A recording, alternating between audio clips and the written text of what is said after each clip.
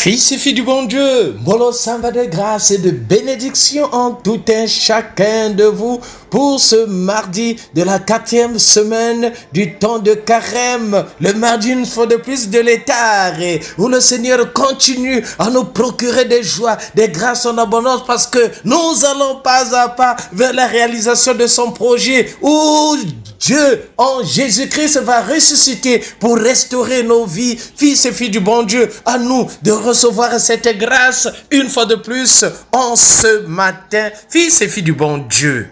Pour dire, notre marche nécessite la vraie conversion, fils et filles du bon Dieu. Posons-nous la question, depuis que je fais le carême, qu'est-ce qui a changé en moi? Quelque chose doit changer en toi, fils et filles du bon Dieu. Chacun de nous puissions nous convertir, malgré les persécutions.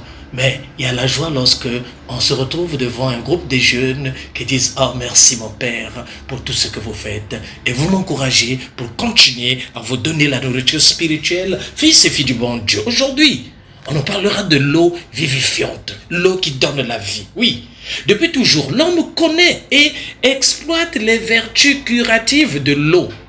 L'antiquité des stations thermales en témoigne. Mais elles ne sont souvent fréquentées que par des riches. Le baptême chrétien met à la portée de tous une eau dont les pouvoirs de guérison en profondeur sont extraordinaires, fils et filles du bon Dieu. Oui, nous allons écouter dans l'évangile d'aujourd'hui, Jésus guérit près de la piscine un paralysé.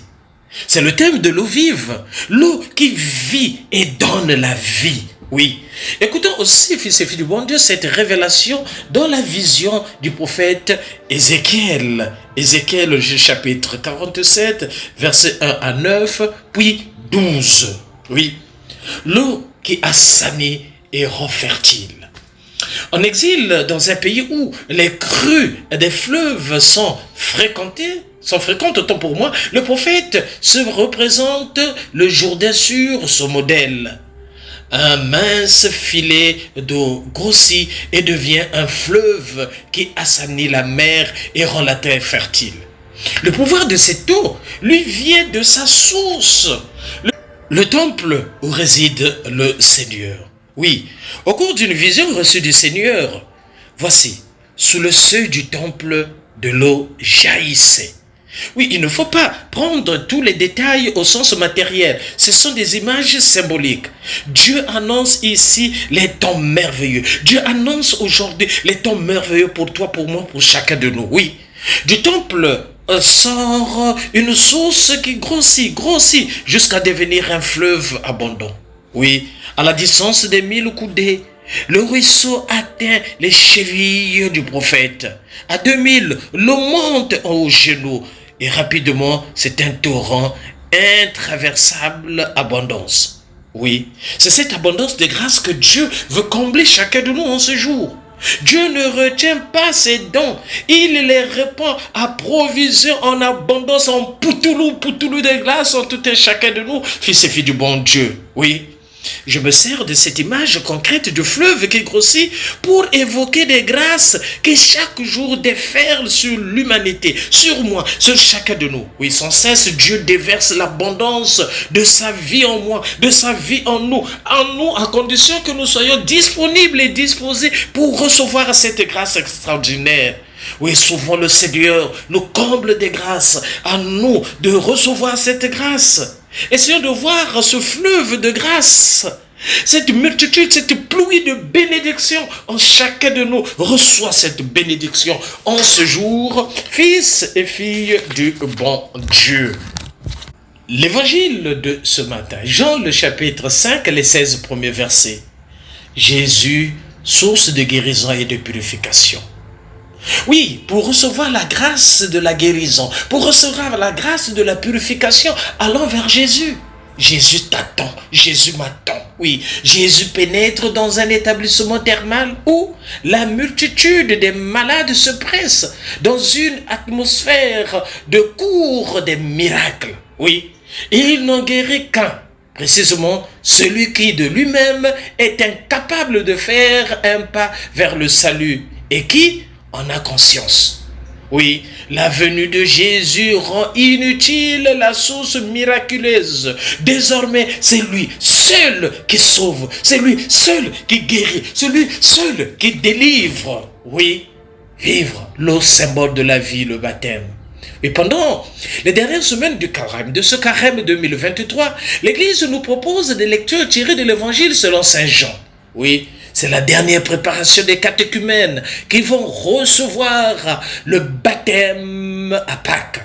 Et c'est aussi notre préparation à nous tous, chrétiens, chrétiennes, qui voulons renouveler nos engagements de baptiser en la nuit pascale.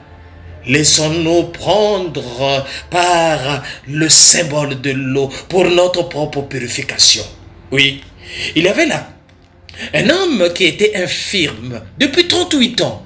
Jésus, sachant qu'il était dans cet état depuis déjà longtemps, il lui dit, « Veux-tu guérir ?» C'est la question que le Seigneur pose en chacun de nous en ce jour. Veux-tu guérir? Jésus sait. Jésus partage intérieurement la souffrance de cet homme, la souffrance de chacun de nous. Et pourtant, il pose une question. Pourquoi? La réponse paraît si évidente. Veux-tu? Mais n'est-ce pas celui qui souffre va dire oui. C'est la question que Jésus pose toujours aujourd'hui. Veux-tu être baptisé? Veux-tu recevoir la grâce? Veux-tu être guéri? Mais la réponse, c'est l'adhésion de notre foi, la confiance que nous avons en lui. C'est ainsi que commence tout baptême. À travers cette guérison qui symbolise le baptême, Jésus affirme que la vie chrétienne est d'abord une réponse de notre liberté, une adhésion de foi, notre liberté. Est-ce que je veux vivre? Est-ce que je veux guérir? Est-ce que je veux accepter le don de Dieu? En nous de donner la réponse, fils et filles du bon Dieu. Oui, Jésus lui dit, lève-toi et marche. Rappelez-vous ces paroles, fils et filles du bon Dieu, du Saint-Père, de Saint-Pape, j'allais dire, Saint Jean-Paul II, à notre pays, le Gabon, Église, le Gabon, lève-toi et marche. Mettons-nous debout, fils et filles du bon Dieu. Oui, pour le paralysé, ce fut le début d'une vie nouvelle. Spirituellement, c'est aussi le sens de la vie nouvelle des baptisés. Dieu veut un homme debout. Dieu veut que tu sois debout. Malgré les persécutions, les situations difficiles dans ta vie, Dieu veut que tu sois debout. Un homme qui avance. Le péché est une paralysie. Le péché nous paralyse chaque jour, fils et filles du bon Dieu. Mets-toi debout, réveille-toi, toi qui dors, réveille-toi des morts et suis l'unique nécessaire qui est le Seigneur. Oui, si je refuse la parole de Jésus, si je ne veux pas de son aide vitale, je n'ai personne. Je reste comme le paralysé au bord de la piscine, capable de rien. Mystère de la grâce, la vie chrétienne est une vie humaine à laquelle s'ajoute la vie du Christ, la vie divine. Et cette vie met chacun de nous debout sur la route de la conversion, sur la route du salut, sur la route de bénédiction, de la guérison, parce que le Seigneur veut guérir chacun de nous, veut purifier chacun de nous. Prions, Seigneur Jésus, pour nous plonger dans l'eau qui donne la vie. Nous n'avons que toi et ceux qui agissent en ton nom. Aide-nous à mieux voir combien par nous-mêmes nous sommes impuissants à guérir. Et accorde-nous en même temps la guérison de tout ce qui nous paralyse. Toi, l'unique médecin des corps et des âmes pour la vie éternelle. Amen.